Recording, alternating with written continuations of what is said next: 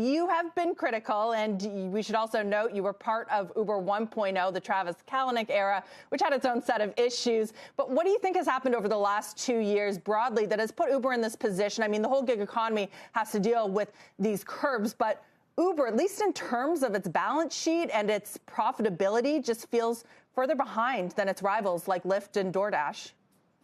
Yeah, and you see that reflected in the value of Uber, where today Lyft plus DoorDash is bigger than Uber from a market cap standpoint. And remember, Uber's 3 times as big as Lyft in the US, and Uber used to be bigger than DoorDash in the US. So something's wrong there.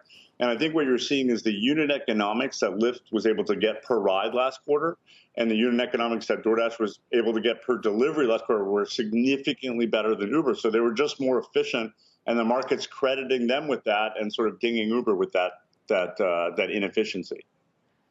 Right, and sort of a notable difference between the two, Lyft and DoorDash, is that they're sort of growing organically. They're staying pretty focused, but CEO Dara Khosrowshahi's strategy has really been one of deal-making, which investors haven't really appreciated so far. Do you think that that continues, or he needs to step back and sort of look at that organic growth and not do any more deals, perhaps?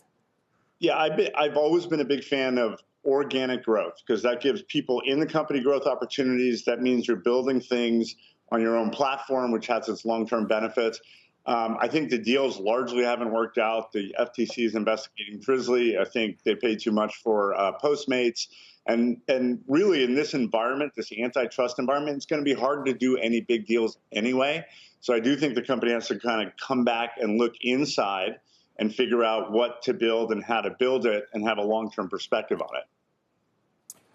Emil, more broadly, just on some of these, on the space overall, there's the driver classification, now the delivery commission caps. Why does it seem like policy is kind of stacked against the business models at this point?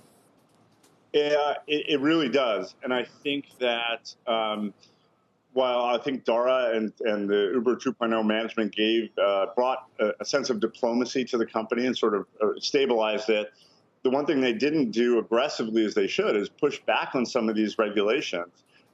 Any one city that implements a delivery cap, that gives permission for all cities to do it.